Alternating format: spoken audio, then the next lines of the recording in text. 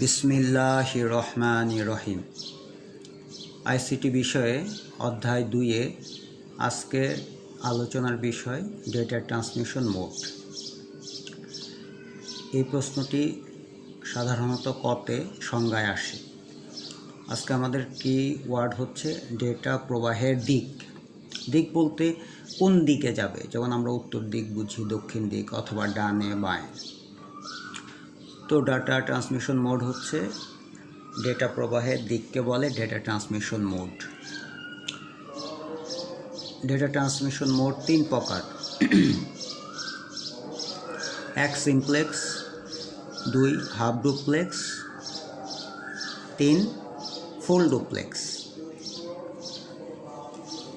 Simplex data transmission mode. এই data transmission মোডে data শুধু একদিকে যাবে।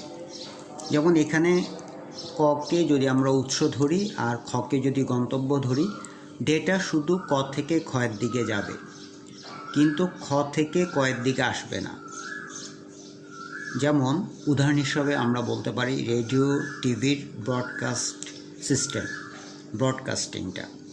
যেমন আমরা যখন টিভি দেখি, টিভি স্টেশন কেন্দ্র থেকে যদি কোনো খেলা সম্প্রচার হয়, তো খেলাটা শুধু আমাদের টিভির দিকে আসে, আমরা টিভিতে শুধু দেখি। আমরা যদি কিছু বলি তো ওটা কিন্তু ওই খেলোয়াড়রা শুনতে পাবে না।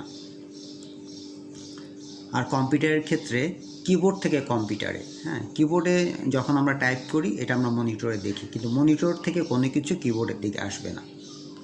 ঠিক এমনিভাবে কম্পিউটার থেকে প্রিন্টারে ডেটা ট্রান্সমিশন মোড হচ্ছে সিমপ্লেক্স। যেমন কম্পিউটার থেকে ডেটা প্রিন্টের জন্য প্রিন্টারের দিকে যাবে, প্রিন্টার থেকে ডেটা কম্পিউটারের দিকে আসবে না। দ্বিতীয় ডেটা ট্রান্সমিশন মোড হচ্ছে হাফ ডুপ্লেক্স।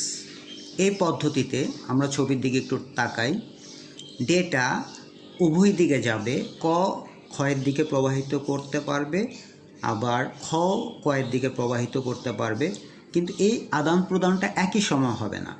ক যখন ডেটা পাঠাবে খ এটা শুনবে, আবার যদি খ যদি পাঠায় তাহলে ক শুনবে, মানে সাইমালটেনিয়াসলি ডেটা আদান প্রদান হবে না। এটার উদাহরণ শুধু একটি, যেমন ওয়াকি টকি। আমরা পুলিশদের ওয়াকি টকিতে কথা সাধারণত শুনি এইভাবে, ধরো ছাত্র এবং শিক্ষক দুজনের কাছে ওয়াকি টকি আছে, তাহলে আমি কথা বলতে হলে আমি বলবো তোমার নাম কি? ওভার। তোমার নাম যদি হয়ে থাকে হাসান, তুমি বলবো হাসান ওভার। তা আমি বলবো তুমি কেমন আছো? ওভার। আর ছাত্র বলবে ভালো আছি ওভার। আসলে ওভার ব্যাপারটা কিন্তু সিগন্যালের অংশ না। ওভার বলা মানে যে আমার কথা বলা শেষ, এখন আপনি বলেন। এই যে আমি যখন বললাম যে তোমার নাম কি? ওভার, এই যে ক আমি কথা বলেছি, ওই ছাত্র খ শুধু শুনেছে। আবার ওভার বলার পর লাইনটা ক্লিয়ার হয়ে গেছে, ছাত্র বলেছে আমার নাম হাসান, তখন এই লাইনটা অ্যাক্টিভ হয়েছে, খ থেকে ডেটা কয়ের দিকে গিয়েছে আর আমি শুনেছি। এই রকম। আর আমাদের সর্বশেষ যে প্রকারভেদ তা হচ্ছে ফুল ডুপ্লেক্স। ফুল ডুপ্লেক্সে ডেটা উভয় দিকে যেতে পারবে এবং একই সময়ে। যেমন টেলিফোনে বা মোবাইলে যখন আমরা কথা বলি, দুই পক্ষের কথাই শোনা যায়। এদিক থেকে কেউ কথা বলছে আর ওদিকে যদি কেউ হাসে, তো হাসির আওয়াজটাও একই সাথে এদিকে আসে। তো ডেটা উভয় দিকে প্রবাহিত হতে পারে। তো চিত্র যখন আমরা আঁকবো লক্ষ্য রাখবো হাফ ডুপ্লেক্সে যে দুইটা ডেটা আদান প্রদান চিহ্ন, একটা হচ্ছে সরাসরি দিব আর একটা হচ্ছে ডট আকারে। এই দুটা দ্বারা বুঝালাম একটা যখন অ্যাক্টিভ থাকবে আর একটা অফ, আবার এইটা যখন অ্যাক্টিভ হয়ে যাবে এটা তখন ডট ডট হয়ে যাবে। আর ফুল ডুপ্লেক্সে যখন চিত্র আঁকবো আমরা সেম ছবিটা দিব, কিন্তু দুইটা দাগই হবে একদম স্ট্রেট লাইন, কোনো ডট ডট থাকবে না, মানে একই সময়ে ডেটা আদান প্রদান হবে।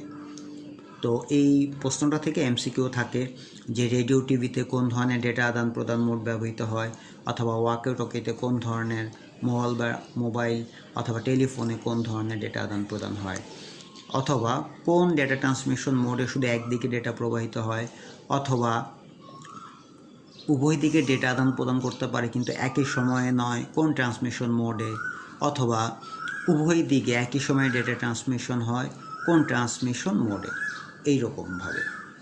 তো এই টপিকসটা ছোট্ট হলেও পরীক্ষার জন্য গুরুত্বপূর্ণ। তো ধন্যবাদ সবাইকে।